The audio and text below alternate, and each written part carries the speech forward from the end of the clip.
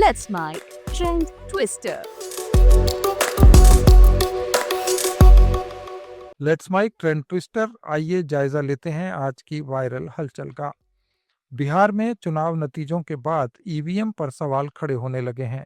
इस बीच अमेरिका की राष्ट्रीय खुफिया एजेंसी की निदेशक तुलसी गबार्ड का एक पुराना वीडियो काफी वायरल हो रहा है, जिसमें उन्होंने आशंका जताई थी कि ईवीएम हैक की जा सकती है। वीडियो में वे कह रही हैं कि हैकर्स ईवीएम से चुनाव के नतीजों को प्रभावित कर सकते हैं। उन्होंने वोटर्स के विश्वास को बहाल करने के लिए पेपर बैलेट्स की वापसी की वकालत की। I've got a long list of things that we're investigating. We have the best of the best going after this. Election integrity being one of them. We have evidence of how these electronic voting systems have been vulnerable to hackers for a very long time and vulnerable to exploitation to manipulate the results of the votes being cast, which further drives forward your mandate to bring about paper ballots across the country so that voters can have faith in the integrity of our elections. EVM को लेकर Elon Musk का एक पुराना video भी काफी viral है, जिसमें वो कह रहे हैं कि ईवीएम से वोटिंग नहीं होनी चाहिए क्योंकि ईवीएम कंप्यूटर प्रोग्रामिंग से जुड़ा होता है, जिसे हैक करना संभव है। We should, in my view, we should only do paper ballots hand counted. That's it.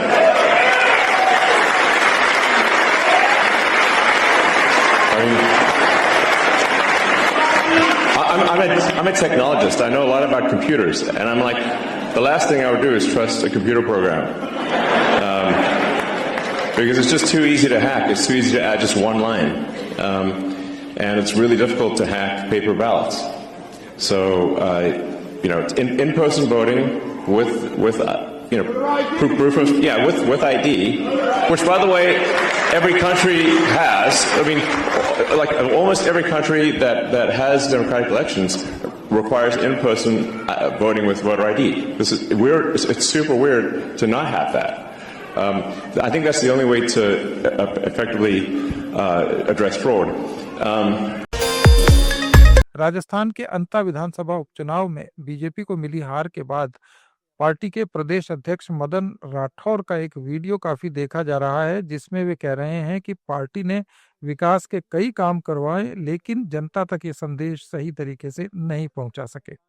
अंता की पूरी जनता को भी मैं धन्यवाद देना चाहूँगा कि उन्होंने शांतिपूर्ण तरीके से अपना चुनाव करवाया। राजस्थान में कई विकास के काम हुए, लेकिन कहीं पर भी कोई हम जनता को सही तरीके से जागृत करने में कामयाब नहीं हो सके। ये मैं स्वीकार करता हूँ कि हमने वैसे प्रयास किया, हमारे कार्यकर्ताओं ने भी प्रयास किया, लेकिन हम जनता को चाहे ईआरसीपी का जो लाभ अंता की जनता को मिलने वाला है वो भी हम भुना नहीं पाए, ये भी संभव है।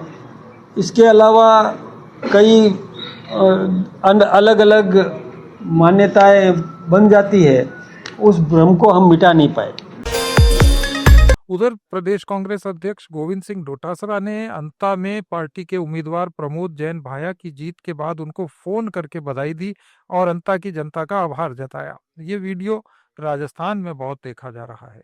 अंता की जनता को सैल्यूट है, अंता की जनता को सैल्यूट है। आपकी मेहनत, कांग्रेस पार्टी के कार्यकर्ता सबने मिलकर के एक ऐतिहासिक जीत दिलाई है। इससे अब आने वाली 2028 की हमारी जो है वो मुहिम सफल हो जाएगी। लो जूली साहब से बात करो। उत्तर प्रदेश का प्रयागराज चटक हरे और डालियों पर लटके इलाहाबादी अमरूद के लिए प्रसिद्ध है। भले ही शहर का नाम बदलकर इलाहाबाद से प्रयागराज कर दिया गया हो, लेकिन प्रसिद्ध अमरूदों की विरासत आज भी बरकरार है।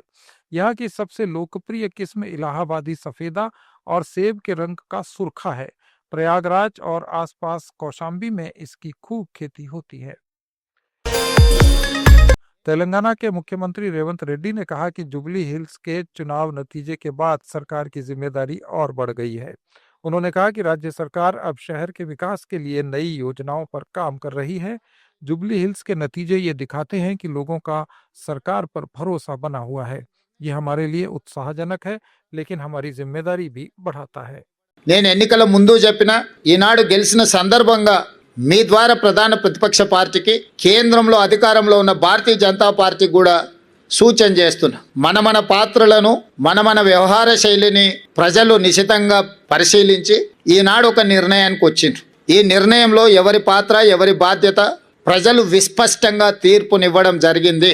ఈ తీర్పును బాధ్యతగా తీసుకొని ఈ నగర అభివృద్ధి కోసం అవసరమైన ఈ నగరాన్ని మహానగరంగా విస్తరించి ప్రపంచ స్థాయి పెట్టుబడులను ఆకర్షించి వివిధ జిల్లాలు, వివిధ రాష్ట్రాలు, వివిధ దేశాల నుంచి వచ్చే పెట్టుబడులను ఆకర్షించడమే కాకుండా ఉద్యోగ ఉపాధి అవకాశాలకు విస్తరించే విధంగా నగరాన్ని అభివృద్ధి చేయాలనుకుంటున్నాం.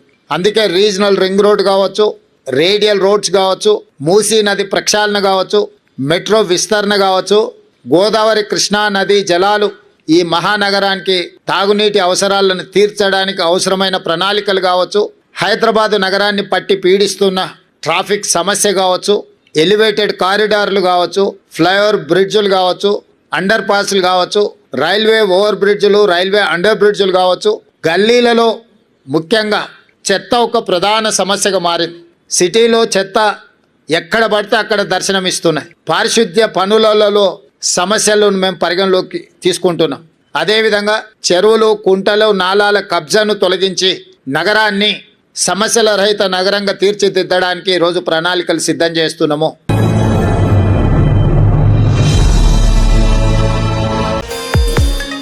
बिहार और बड़गाम चुनाव नतीजों पर जम्मू कश्मीर के चीफ मिनिस्टर उमर अब्दुल्ला ने दावा किया कि बिहार में लोगों ने नीतीश कुमार के कामों पर वोट दिया।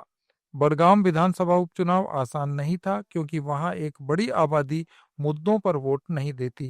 उमर ने कहा कि जब बिहार के वोटर अधिकार यात्रा के दौरान भारी भीड़ उमड़ी तो कांग्रेस के कुछ अधिक सीटें जीतने का अनुमान था, लेकिन चीजें इससे उल्टी हो गईं।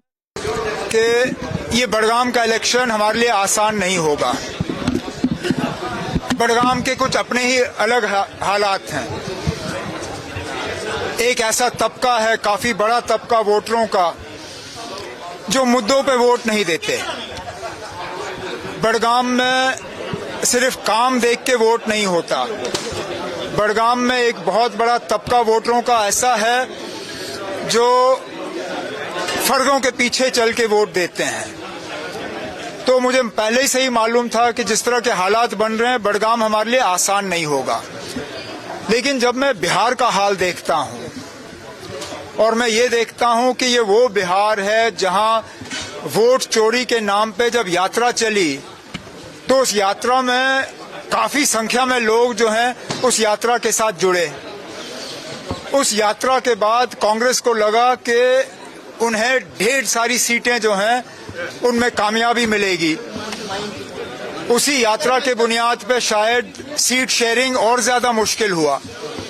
लेकिन जब हम नतीजे देखते हैं तो बजाय ये कि एंटी इनकम्बेंसी का उत्तर प्रदेश में राज्य सरकार जनजाति भागीदारी उत्सव का आयोजन कर रही है।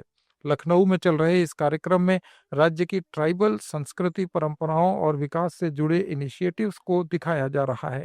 मुख्यमंत्री योगी आदित्यनाथ ने कहा कि सरकार का उद्देश्य समाज के हर वर्ग को मुख्यधारा से जोड़ना और समान अवसर प्रदान करना है।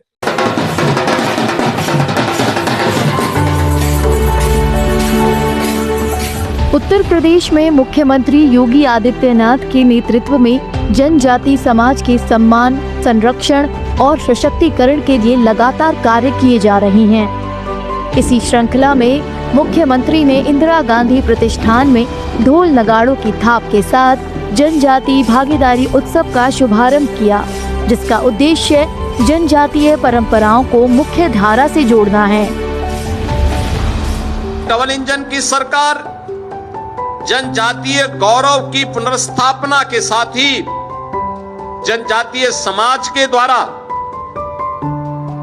लगातार जो मांग की जा रही थी उनके प्रति तो अपनी संवेदना और सद्भावना व्यक्त ही की गई है, लेकिन साथ साथ उनके संरक्षण के लिए, उनकी सुरक्षा के लिए, उनकी विरासत के संरक्षण के लिए हर प्रकार का सपोर्ट, समर्थन और सहयोग ये डबल इंजन की सरकार उन्हें कर रही है।